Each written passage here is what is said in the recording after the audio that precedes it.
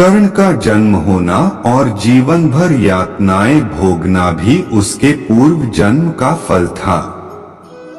कर्ण पूर्व जन्म में एक राक्षस था जिसे सूर्य की कृपा प्राप्त थी।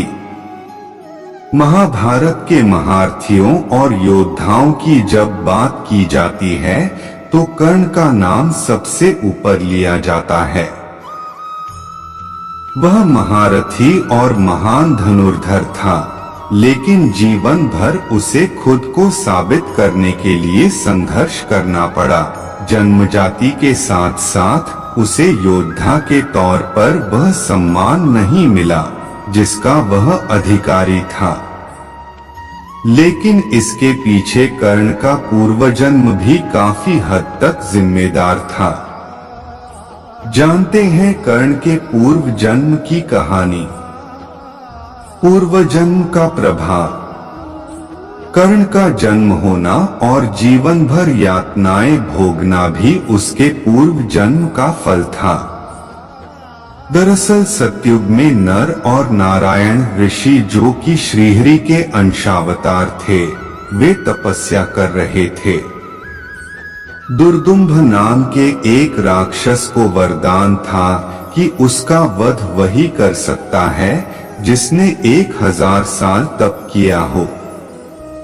इसके साथ ही उसे सूर्य ने 100 कवचों और दिव्य कुंडल का रक्षण दिया था। जो भी उसका एक कवच भी तोड़ता उसकी भी मृत्यु हो जाती।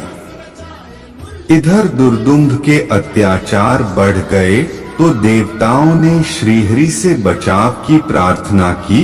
उन्होंने सभी को नरनारायण के पास भेज दिया। नरनारायण ने देवताओं को अभय दिया। ऐसे हुई दुर्दुम्भ की पराजय। इधर दुर्दुम्भ को भी पता चला कि नरनारायण 1000 साल से तपस्या कर रहे हैं, तो उसे अपनी पराजय दिखी। उसने इन दोनों ऋषियों के वध के लिए आक्रमण कर दिया। पहले नर ने युद्ध किया, नारायण तपस्या करते रहे। कई दिन तक युद्ध के बाद नर ने राक्षस की कवच को तोड़ दिया और नर की भी मृत्यु हो गई।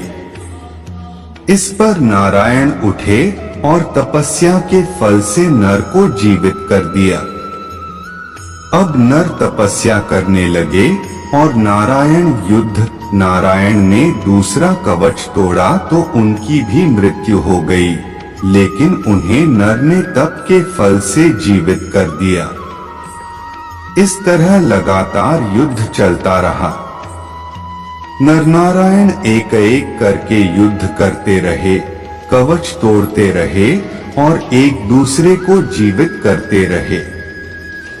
राक्षस ने लिया कर्ण के रूप में जन्म।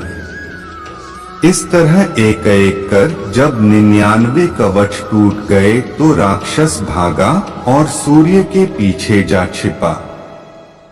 नरनारायण ने ललकारा, लेकिन सूर्य ने शरणागत की रक्षा का प्रण सुनाया। तब नारायण ने कहा कि ठीक है, इसका फल आपको भी भुगतना होगा। अब यह राक्षस आपके तेज से द्वापर में जन्म लेगा और यही कवच कुंडल तब भी इसके पास रहेंगे, लेकिन मृत्यु के समय काम नहीं आएंगे। यही राक्षस कर्ण के रूप में जन्म लेता है।